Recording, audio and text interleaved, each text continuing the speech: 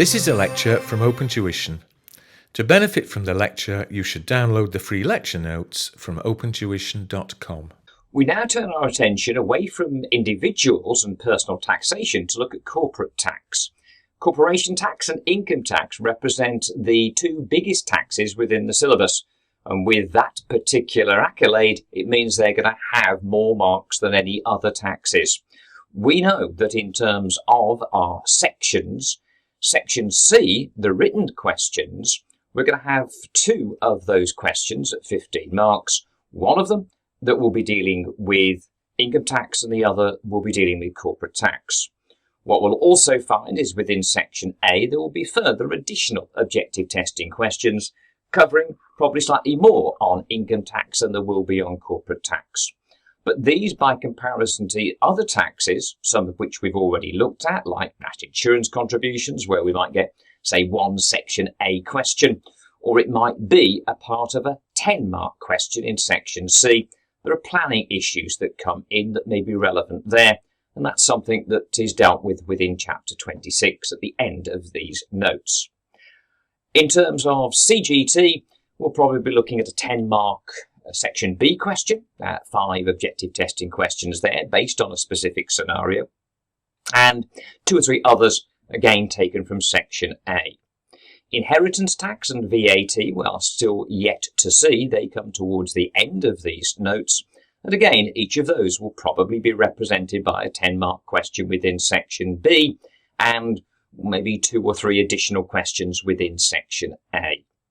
So the two big ones, and most importantly, those that are represented most within Section C, are income tax and corporate tax. Now, I stress Section C. So many times when I review through what students have said on the various forums, I see specifically after the examinations, students repeatedly coming in with the expression or saying that they didn't complete Section C. That is a huge mistake in terms of exam technique. Again, I mentioned this in our introductory lectures. I'll mention it to you again at the end of our study lectures as well. But if I was in that examination room, the first section that I would be dealing with is Section C, probably not in its entirety, but dealing with the two big 15-mark questions, income tax and corporate tax. Now then, in terms of Section C questions, why am I putting a focus on there? It's because you will be rewarded for what you get right. You will not be punished for what you get wrong. Again, I've gone through this in the introductory lectures, and it just gives me such concern that students are not getting that message from the word go. So I'll repeat it here. Section C questions, you get rewarded for what you do. So you do something right that is relevant in answering the question, you get a mark, you get a half a mark, you get 1 half, you get 2 marks, you score marks. Whereas, if you've got a 2-mark Section A objective testing question, to which there may be 3 or 4 parts of a computation, a calculation to do, to come out with, you hope, the correct answer, you get any one of those wrong and you get nothing. You can't get 1 out of 2 or a half or 1.5 out of 2. You can't do that. You either get 2 marks or you get no marks at all. You make one mistake there and you get nothing as a reward. So what you've got to do, I would respectfully suggest, is to make sure that in terms of Section C, again, I would answer it probably first in the exam paper, or at least give myself the full-time allocation at the end of the paper to attack that Section C, because I'm going to be rewarded for what I get right, not punished for what I get wrong. Everything that is relevant, that is right, will be scoring me marks. I can't guarantee that with a Section A question. So, Section C, income tax, corporate tax questions for 15 marks, you make absolutely certain, whether at the beginning of the exam paper or at the end of the exam paper, but you give yourself the right amount of time to allow you to properly attempt them. Now, I picked out those 2 questions because we know what's coming. there's going to be an income tax problem, there's going to be a corporate tax problem. The 10-mark question is more likely to be the tax planning style scenario, and that is what we discuss in Chapter 26 at the end of these notes. And that combines together different tax issues from different taxes. It could, for example, be that we're advising an individual about setting up his or her own business. What you know already is that you could set the business up as an unincorporated trade. And we've seen through Chapters 4 to Chapter 8 how to deal with unincorporated businesses, whether a sole trader or, as in Chapter 8, a partnership there. So we could set the business up as an unincorporated trader. We have the problem of adjustment of profits, computation and deduction of capital allowances, and then relating the tax-adjusted trading profit of an accounting period to the relevant income tax year in which those profits will be assessed. That was Chapter 6. We also know, of course, that not all businesses are guaranteed to make profits. You could end up with a tax-adjusted trading loss, and if so, what loss reliefs were available? We looked at that in terms of Chapter 7. What we also now have the possibility of doing is to set that business up as a company. And now you'll have two distinct taxpayers. You will have the company that is trading, and for which company you will prepare a corporation tax computation, and you will establish on that corporate tax computation a tax-adjusted trading profit. If there were other sources of taxable income or taxable gains, not likely for a new, small, owner-managed business, but if there were, as we'll see within this chapter, those two would be included on the corporate tax computation. So the company trades, not the individual, the company trades. It has a profit. The question is then, how does the owner, the individual, how does that owner extract the profits of the company and put cash into their pocket? Well, we already know that as well from our personal tax studies. You know that a individual may have employment income or may have dividend income. So you think about the owner-manager of a company. In my capacity as owner of a company, what do I own? I own shares in the company. What income do I receive from the holding of those shares? I receive dividend income. You know how to include dividend income and how to tax that dividend income within the income tax computation. We also know that if I am an owner-manager of a company, then not only do I own shares in the company, from which shares, if there are distributable profits for that company for the accounting period, then I can extract them in the form of a dividend. But also, in my capacity as manager, I'm probably the managing director of my company. I'm an employee, and on that basis, I have employment income. And Chapter 9 told us everything how to deal with employment income.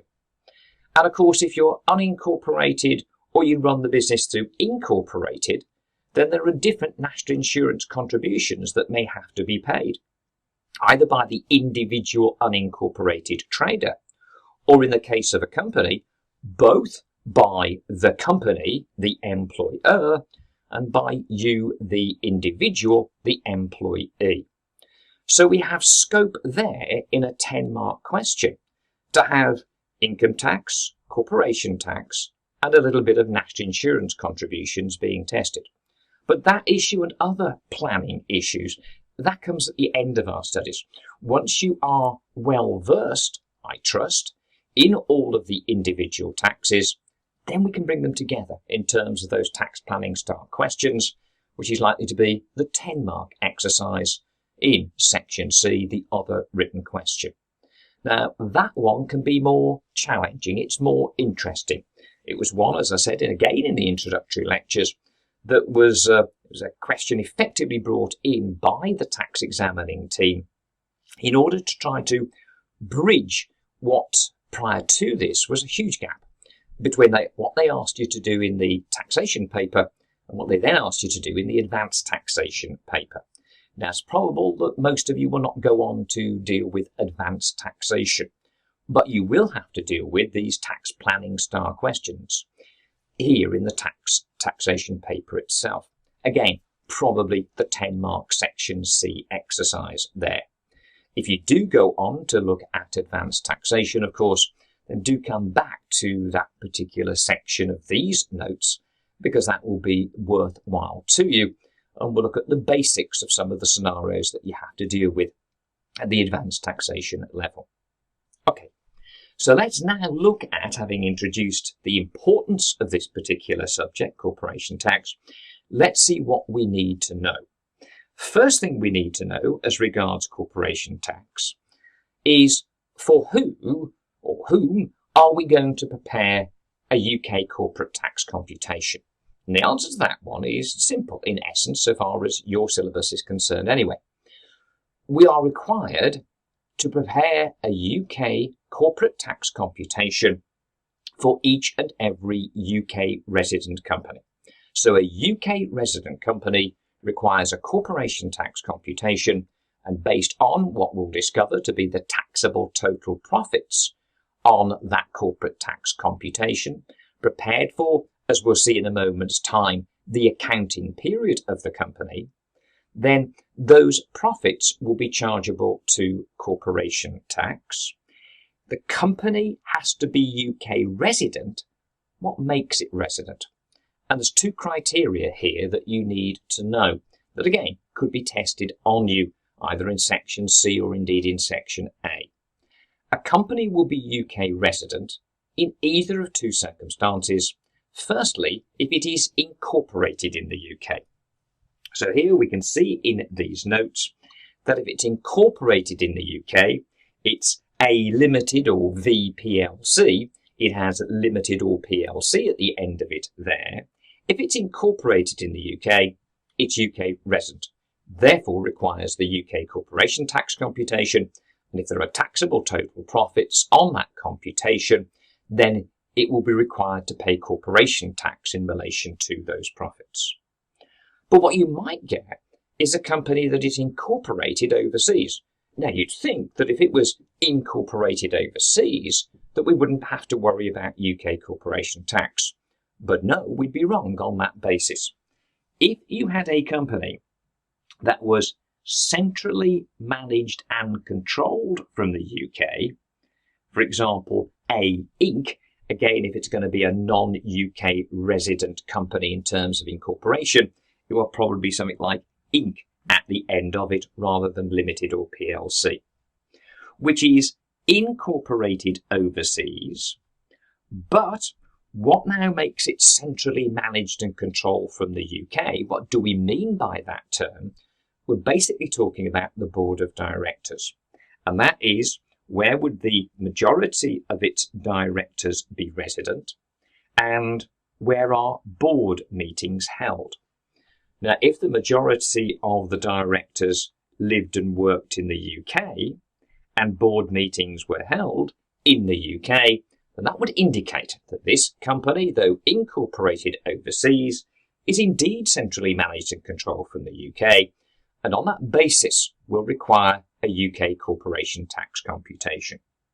So job one, for whom do we prepare a corporation tax computation? A UK resident company. What makes it UK resident? Either of two criteria. It is either incorporated in the UK or it is centrally managed and controlled from the UK. Now, in relation to the preparation of the corporate tax computation, for which we'll see a pro forma very, very soon, there are three basic definitions that underpin the corporation tax work that we do. So these are what we look at first, then we'll move to looking at what is a result of understanding those three definitions and the preparation of the corporate tax computation. Right, the first definition, a period of account. Now, all we mean by the period of account is the period for which a company prepares its accounts. Now, normally, of course, a company will prepare accounts for a period of 12 months. up to its normal accounting year end.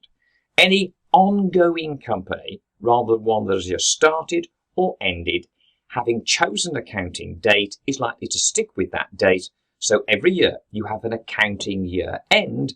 And of course, the choice of year end was down to the company as regards when that might be. Again, it could be usually some random date within a month. It is usually, of course, a month end, but that could be any month end.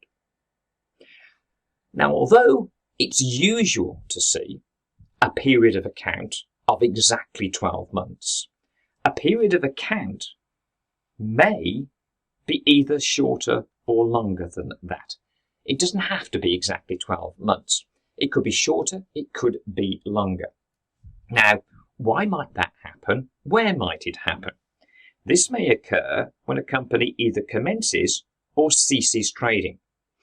If we start to trade on the 1st of January, it doesn't mean that I then have to prepare accounts for the accounting year ended 12 months later, i.e. the accounting year ended 31st of December. I've got a free choice as a company to pick whichever accounting date best suits me. There may be reasons why one particular date is better than another. It may be that the business is seasonal, for example, there. And we want particular seasons to fall either inside or outside of this accounting period. So in which case, yes, we have a choice. Now, you'll be presented with that choice by the examiner. You've got a particular accounting year end. But when you start trading, if, say, it's the 1st of January 2020 when the company started to trade, maybe the company has chosen, and there could be good reasons for it, the 31st of March as its accounting period end date. So in which case, the period of account, notice two terms here, period of account, accounting period, more of the accounting period definition in a moment. But when it starts to trade on the 1st of January 2020, it has a choice about the length of its period of account. We could prepare a set of accounts, the period for which the company prepares its accounts. This is the period of account. We could prepare it for just a short 3-month period through to the 31st of March of 2020. And then go with accounting year ended 31st of March 21 and continue with the year ends the 31st of March thereafter. So you could start with a short period of account of 3 months and then go the 12 months to the year end 31st of March 21. Or you may think, I really don't want, as this new company, to then have to go about preparing a set of financial statements and doing corporate tax computations following a 3-month period.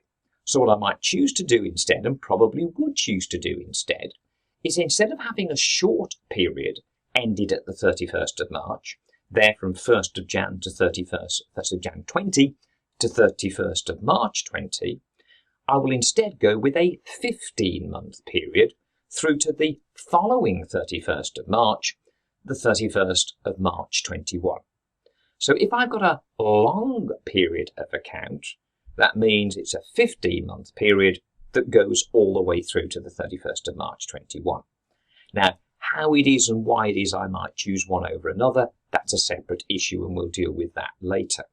But understand that the period of account is quite simply the period for which the company prepares its accounts. And basically, in the preparation of a corporate tax computation, in an exam question, that is what is contained within the question. Here is the accounts for the period of account ended. Year end this, 3 months to that, 15 months to that, 9 months to that date, whatever it might be. It is simply the period for which the company prepares its accounts. Most likely, it is when a company starts to trade or when a company ceases to trade. When you cease to trade, you don't always cease trading on your normal accounting year-end date. We don't say, right, I'll trade through until my normal year-end date. You could stop at any point in time, 1 month, 2 months, 8 months, 11 months, whatever.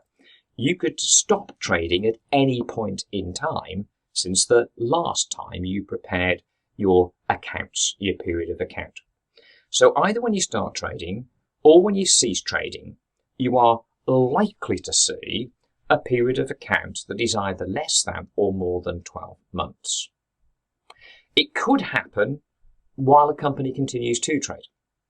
It might have started trading with a December year end, but then they decide, I think for whatever reason that we'd like to use 31st of March as our accounting date going forward. In which case, you had accounts to say the 31st of December of 2019. You had previously been preparing accounts to December, the last one to 31st December 19, and now you want to change your accounting date to 31st of March. You're back to that startup example effectively that I gave you. How could you manage the transition from a December date, the last of those being year-ended 31st of December 19, to a March date? You could go with your short 3-month period to the next 31st of March, the 3 months to 31st of March 20, or think, I don't want 3-month accounts. I'll go with a 15-month period of account through to the following 31st of March, the 31st of March 21. So, period of account, simply the period for which the company prepares its accounts, whether it's 12 months, whether it's short, whether it is long. But the most important definition is this one of an accounting period, because corporation tax is charged in respect of an accounting period. This is the period for which the corporation tax computation is prepared. That's the important one. As I said to you a moment ago, in section C, if they require in that 15-mark question the preparation of a corporate tax computation, which again will occur on a regular basis in our exams, if they're required to do that, then what they give you within the question itself is the statement of profit or loss. It is the period of account. Now again, it will probably be a year end, but it could be short, it could be long. But whatever it is, that statement of profit or loss, that is your period of account. And from it is our working document here. We then need to prepare a corporate tax computation. And a corporate tax computation is prepared for an accounting period. Now then, usually there's no difference between our first definition, period of account, and now this, the critical one, the accounting period. Because normally a company's accounting period, AP as we'll call it here, will be the same as its period of account. But, and let me tell you more about my but here, but it cannot exceed 12 months. So we just said that you could have a period of account of, say, 15 months. You could have chosen 3 months, you could have chosen 15 months, it's your call. But if you have a long period of account, i.e. one of more than 12 months, like the 15 months to the 31st of March 21, it means from that one period of account, you must prepare 2 corporate tax computations, one for each accounting period. And what will those accounting periods be? What is the rule? The accounting period cannot exceed 12 months. Therefore, with a long period of account, and we have a very short chapter following this chapter, chapter 17, that deals with the long period of account. If we've chosen that long period of account there, we are going to have to divide it into 2 corporate tax computations, one for what will always be the first 12 months of that long period, with my example 15-month period there, and the second accounting period, the second corporate tax computation for the final 3 months of that long period of account. Now, how we deal with all of that awaits us in chapter 17. We've got to see how from one statement of profit or loss, one period of account, we prepare, as is usually the case, one corporate tax computation.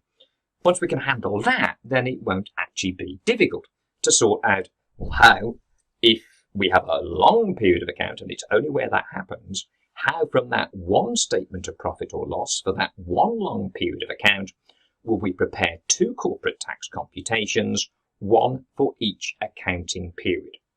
So we start in the question with the period of account, that is the statement of profit or loss. From it we must then prepare a corporate tax computation, and we prepare those corporate tax computations, corporation tax is charged, in respect of accounting periods. Normally there's no difference. A company's accounting period is the same as its period of account. But as we said, it cannot exceed 12 months. Now, as we said, this is the period for which the corporate tax computation is prepared, and for which a term again I used in our discussions a few minutes back. The taxable total profit of the company will be computed. The clue's in the name, taxable total profit. As we have mentioned before, and we'll be discussing again in terms of this chapter, when we prepare a corporation tax computation, we prepare it for an accounting period, a period that can be no more than 12 months, and we include within that computation the company's worldwide income and gains. It's worldwide income and gains. Companies, as I hope you remember from our introduction to CGT earlier on in our studies, companies do not pay capital gains tax. Companies pay corporation tax, and they pay it on their worldwide taxable income and taxable gains. Now, that, of course, will await us as we go through the relevant chapters for corporate tax and capital gains pertaining to companies there. But the taxable total profit is both its worldwide income and gains. So we prepare a corporate tax computation, and on it we will compute the taxable total profit, and that will include, therefore, its worldwide income and gains. And we do that for each accounting period, a period that will not exceed 12 months. So if, as we have said, the period of account exceeds 12 months, then two corporation tax computations will be required. The first for 12 months, the first 12 months of this long period, and the second for the remainder of the period. And we've got chapter 17 to look forward to, where we deal with that particular problem. So, in the question, what do they give you? A statement of profit or loss. What does that represent? The company's period of account, the period for which it has prepared its accounts. What does the question ask you to do, i.e., what is your answer? The answer is the preparation of the corporate tax computation, which you prepare for the accounting period. Usually, as we've said, that is exactly the same period as the period of account, except when the period of account is a long period, it is more than 12 months. But we then have a third definition that comes in, and that is of a financial year. And the reason why we have financial years. We had a different issue when we looked at income tax. In income tax, we had to prepare a statement of the tax-adjusted trading profit of the unincorporated trader. But that accounting period for the unincorporated trader was not the period for which we prepared an income tax computation. We prepared an income tax computation for a tax year which for me as an individual and every other individual runs from the 6th of April to the following 5th of April. For us, the 2019-20 tax year. And our problem was relating every source of taxable income, not just the tax-adjusted trading profit of the individual's business, but every source of income to that one given time period, the tax year, 6th of April to 5th of April. And that's why for each source of income for the individual, you needed a basis of assessment, which by now, I trust you know, you have practiced well and will revise, of course, at the end of all of these studies. We've now seen that when we have our statement of profit or loss, that that period of account, as long as it doesn't exceed 12 months, it will become the accounting period. And it is for that period that we prepare a corporate tax computation. So we do not prepare corporate tax computations for financial years. We prepare them for accounting periods. So what is the significance of the financial year? And this is all about tax rates. Tax rates to be used are set for financial years. And financial years run from April the 1st through to the following 31st of March, and are denoted by reference to the year in which they start. So unlike with income tax, where you had the 1920 tax year, 2019-2020 tax year, when did it start, when did it end? What we have in corporate tax are financial years that get denoted by reference to one such year. Which year? The year in which they start. When do they start? April the 1st. Therefore, financial year 2019 begins on the 1st of April 19. They are denoted by reference to the year in which they start. 1st of April 19 through to the following 31st of March, which obviously be the 31st of March 20 there. Equally, FY18, 1st of April 18, denoted by reference to the year in which it starts. That's the 1st of April 18, and that would run to the 31st of March 19. And whereas going back a few years, and maybe going forward a year or so, we've had changes in those tax rates, we've not had any change in the corporate tax rate. It, by the way, will be given to you on your rates and allowances page available to you in the examination room. Because for both FY19, FY18, as we've indicated there, and also FY17, the rate of corporation tax is 19%. We'd have to go all the way back to financial year 2016 for the tax rate to have been different. Back then it was 20%.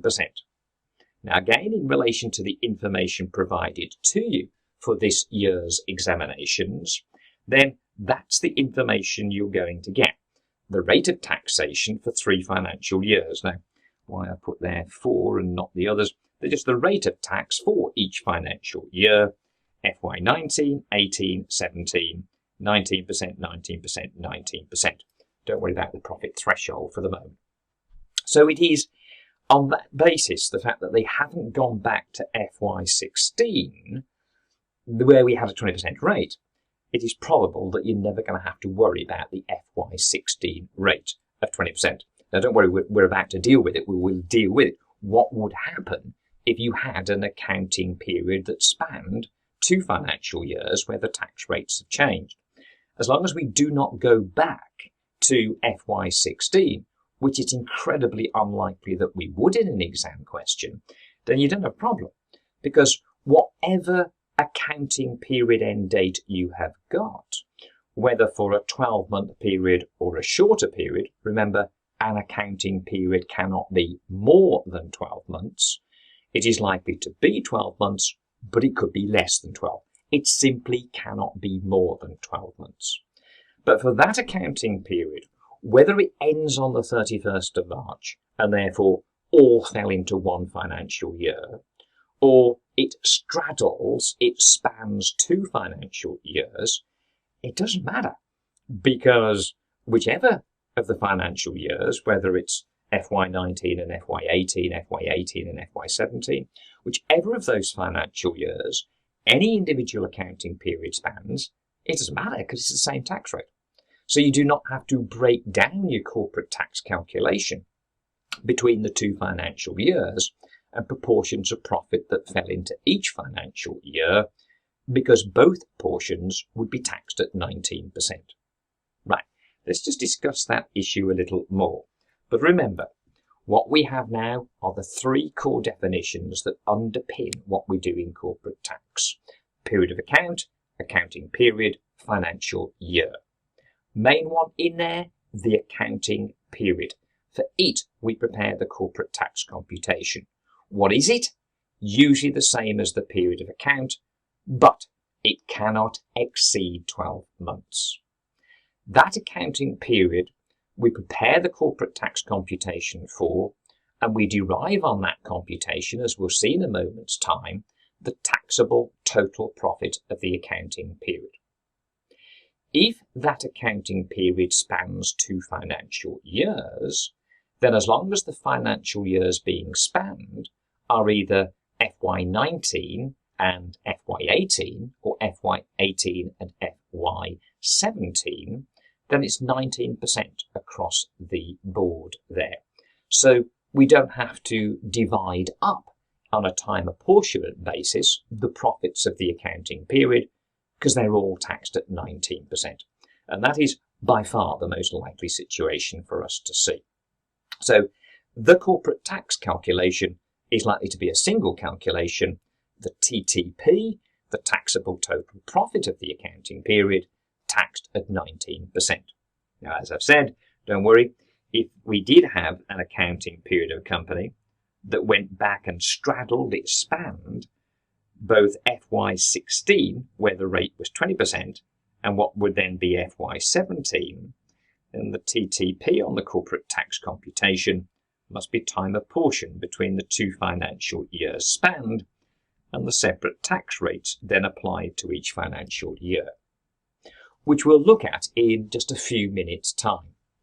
But importantly, at this stage, we're saying it's the TTP, the taxable total profit of the accounting period, that is charged to corporate tax at a rate, whatever the dates of that accounting period that we see in the exam, it is most likely to be a 19%, a single tax rate.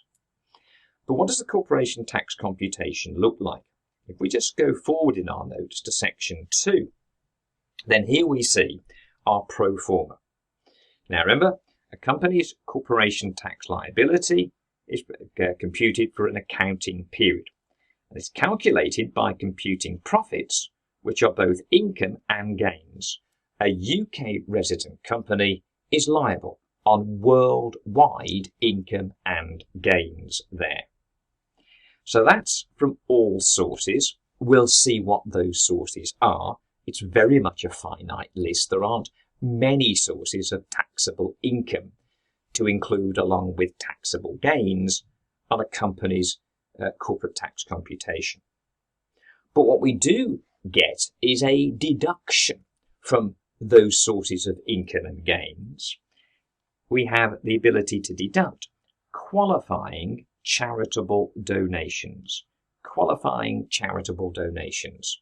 And again, those figures will be given to you in any exam question.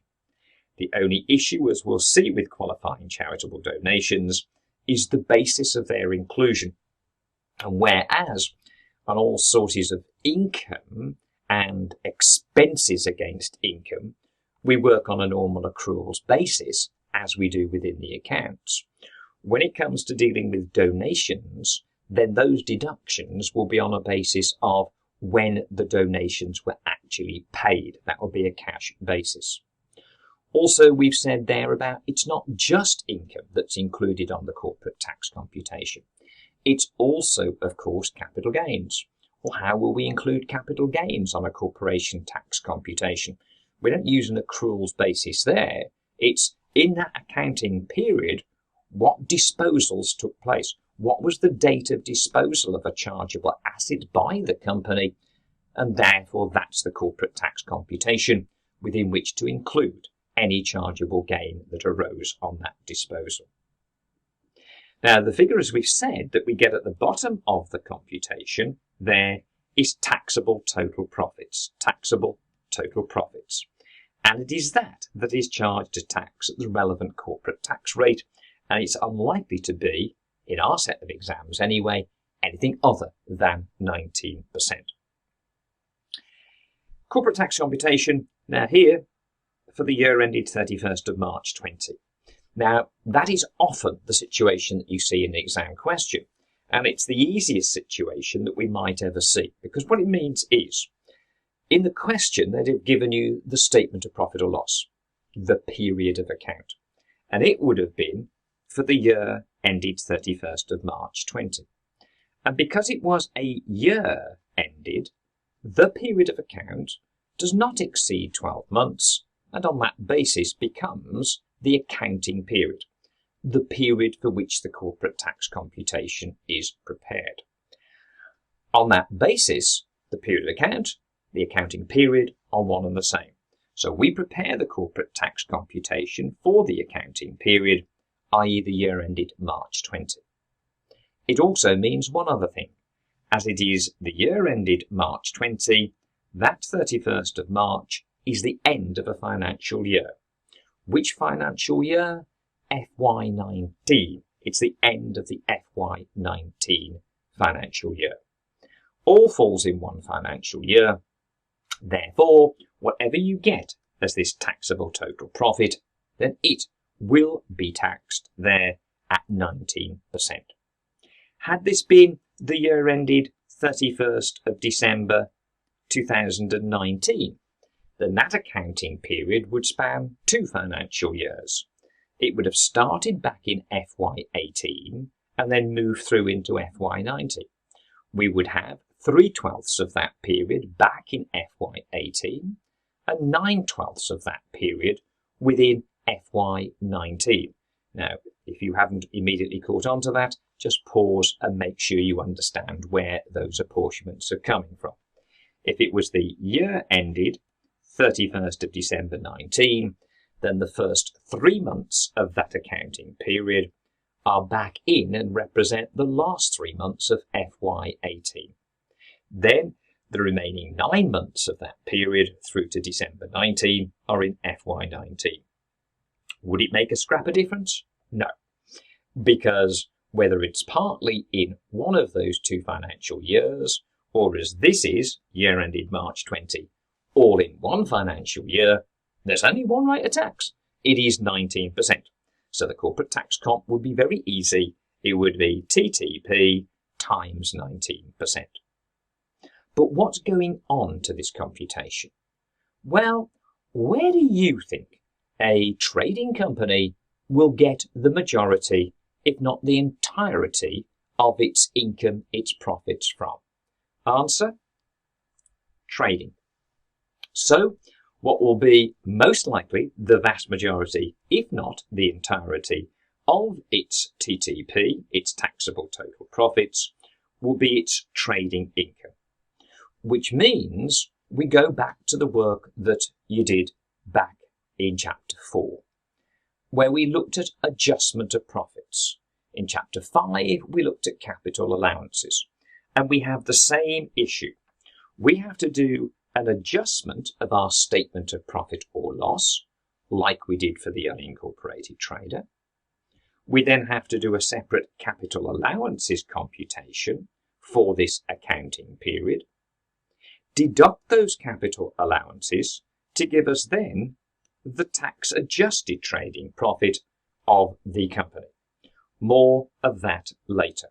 But basically, 90% plus of the rules that you learned in terms of adjustment of profits in Chapter 4 and capital allowances in Chapter 5 remain the same. In fact, this, in corporate tax, is easier because you don't have some of the problems that existed within income tax, like private use by a proprietor. You know that if you had private use in terms of an expense, some of it was business, that's allowable. Some of it was personal, it was private, that was not allowable. Then you'd have an adjustment of profit. You have to add back any private use proportion of an expense where it was private use by the owner, the proprietor of that business. What we now see is that this is a company, not an individual. And so far as companies and corporate tax are concerned, as we'll look at later, there's no private use. That means no add-backs in terms of expenses for what would now be private use by employees, exactly the same as you saw for the unincorporated trader. You were only adjusting for private use by employees. Now everybody, the owner-manager, is also an employee. Everybody's an employee, so there's no private use adjustments in either the adjusted profit calculation or indeed in capital allowances. You don't have any private use issues to deal with in corporate tax. That's a complete area of adjustment of profits and capital allowances that doesn't exist now in relation to corporate tax. This is easier. So we get the tax adjusted trading profit. And for many businesses and many companies, that'll be it. There won't be anything else. But again, in our exam question, we're likely to see other income and, of course, always to be included as well, any chargeable gains of the company, again for this accounting period. So what types of income do we see? Now, to begin with, we just think back to what showed on an income tax computation. Interest. Now here, we are looking at our accruals basis in terms of interest receivable. We also have property income to include. Now, the bases of these inclusions go along with what we see in the accounts and therefore will be on an accruals basis. But we'll go through each of these issues, each of these parts of the corporate tax computation separately later. But that will be in our next lecture together. What we also include is our net chargeable gains. Now, what do we mean by net? Just like with an individual may make disposals within a tax year. The company may make disposals in an accounting period, and some of those disposals gave rise to chargeable gains, and another maybe gave rise to a capital loss. What do? We net out the gains and losses now of the accounting period. So it's the net chargeable gains. If we had more losses than gains, then that would be nil in terms of our inclusion on the corporate tax computation. We do not put bracketed loss figures onto this computation. If, for example, when we were doing our trading income, we were dealing with a loss-making period rather than a profit-making period, then again, any such assessment would be nil. We never have negative figures on a computation. That was true in income tax, it's true now in corporate tax as well. We would have nil assessments and then have to separately consider if on that particular item, most notably trading income, we had a trading loss, how and where may we relieve that loss? We have a separate chapter to deal with that in terms of our corporate tax studies, just as we had a separate chapter to deal with the losses made by the unincorporated trader. So trading income, assuming it's a profitable company, get the tax adjusted trading income, having done adjustment of profits, having computed and deducted capital allowances for the company for the accounting period of that company. We then look to include any other sources of taxable income, like interest, like property, and then include any net chargeable gains, because the company is a chargeable person. If it's made chargeable disposals of chargeable assets, then capital gains must be computed. How we compute those gains, we look at that later. And that gives us a subtotal of total profits. And what we said was that our taxable total profit was after deducting qualifying charitable donations, which individual donations, the amounts paid, will be given directly to you in the exam question. And that then gives us taxable total profits, our TTP, for the accounting period. You may have noted that in relation to the sources of other income other than trading, we did not include dividends, because dividends received from other UK or indeed overseas companies are not taxable. They are exempt. And of course, dividends paid are not deductible. Dividends paid by a company are distributions made out of its taxed profits. Dividends are not expenses. They're not expenses to be deducted in deriving the TTP, the amount of taxable total profit. These are distributions that are made out of the taxed profit. Whatever was our profit, less the amount of corporation tax payable there, that will be our distributable profit. That's where dividends come in. So dividends are not expenses, they are distributions out of taxed profits. So all of those dividends will be exempt. Now, although they will be exempt from corporation tax, there is still a relevance, a potential significance that they may have when looking at not the amount of tax to pay, because they are exempt, they are not taxable, but once you've computed the amount of tax to be paid based on the TTP, which excludes dividends, you're also then, having calculated that tax, potentially like to be asked, you would always be asked this by your client, but equally by the examiner, okay, so that's the amount of corporate tax to be paid. When do I have to pay it? And in terms of when you pay it, that is where the amount of dividend income that the company may have received during the accounting period could have a part to play. It will never be taxed, but it may impact on when the company has to pay that tax. But that is a separate issue, a separate part of this chapter. As we know, companies pay corporation tax, not CGT, in relation to their chargeable gains. More of that, the details we go through starting with chapter 19. So there is your pro forma computation. Again, before next time, I needed you to know that, and also what the basic definitions are in terms of what underpins corporate tax, i.e. we're talking in terms of period of account, accounting period, financial year. If I just wind these notes back, what we'll see here that we have spoken of and where we got to, we spoke about the situation where it is incredibly unlikely that any accounting period that you see will involve a tax rate other than 19%. FY19, 18, 17, the last three financial years have all been 19%.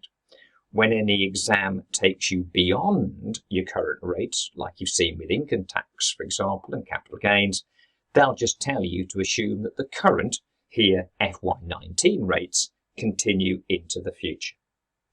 But just in case, and it literally is a just in case now, we see that we have a company whose accounting period that, why we'd still be dealing with this period at this point is a separate issue, and I'll deal with that again later. But if we had one that straddled FY16 and FY17, again, if we straddled FY16 and FY17, that was the last thing that we said before diverting over to look at the corporate tax computation and the content of it. Only if we spanned those two financial years would we have to do what it would be a simple time apportionment. So let's just quickly go through these issues and bring this first part of our chapter to an end. Straddle Limited has a TTP of 800,000 for its accounting year ended 31st of December 17. Now you would see that says CAP. Sorry, that needs to be updated. Before this financial year, FY19, what we now call accounting periods used to be called chargeable accounting periods. Now, it's probably by the time most of you get to see this lecture, I'll already have adjusted the notes to that, so it's just AP and not CAP. But what we now call an accounting period used to be called a chargeable accounting period. And if you studied this prior to FY19, you would be used to that term. So that's why we now talk about an accounting period, because they've changed the terminology. It used to be chargeable accounting period. So apologies here that we've got CAP. That should simply be AP in terms of these notes. So as the accounting period straddles 31st of March 17, it means that the first 3 months of the accounting period falls within FY16.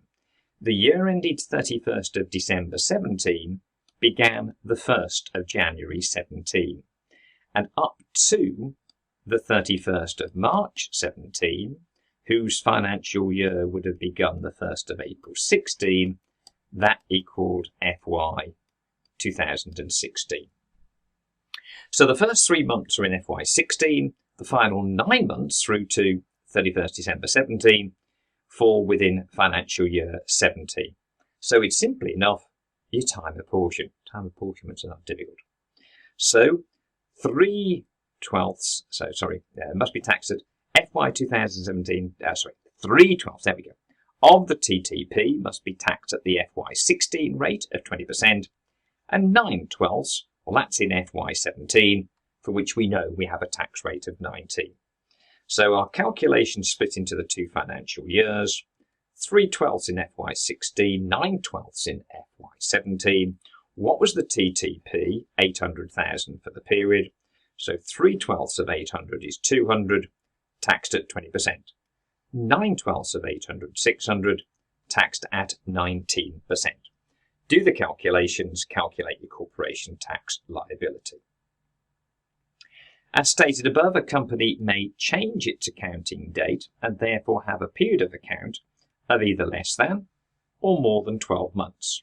But as we know, there's our correct abbreviation, accounting period, can never exceed 12 months. Hence, there will always be an accounting period of less than 12 months, whichever way a company changes its accounting date.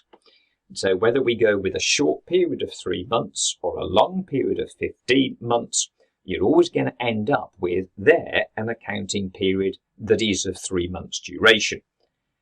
So we can have a short period creating a short accounting period. We could have a long period of account that is both a full 12-month period, again another short accounting period. So we end up with Chapter 17 deals with the main problem, a long period of account, which is more than 12 months, for how the period of account is divided between 2 accounting periods. But what happens if we've got a short period?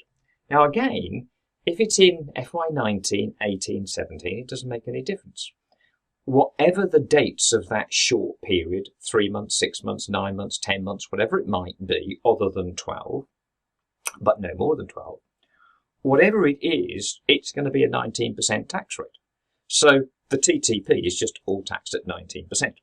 But what about straddle limit again? Has always prepared accounts to 31st of December in each year, the last such accounts being to 31st of December 16. It then changed its accounting date to 30th of September. So the last date was the year ended 31st December 16.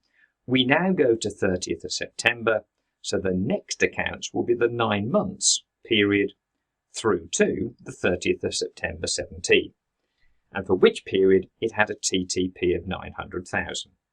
So it spans FY16, FY17. We've got 3 months in FY16, 6 of the 9 months in FY17. So it's not a 12-month period, so the apportionments for this 9-month period, 3/9, 6/9. Work it through, get your liability. Again, is that likely? No, it isn't. But it could happen. You could be tested on it, so just in case, I've included it here. All right then. The next bit deals with when we pay our corporation tax, but that and more background detail as regards every item to be included within the corporate tax computation, that comes in our next and final lecture in relation to this chapter on our introduction to corporation tax.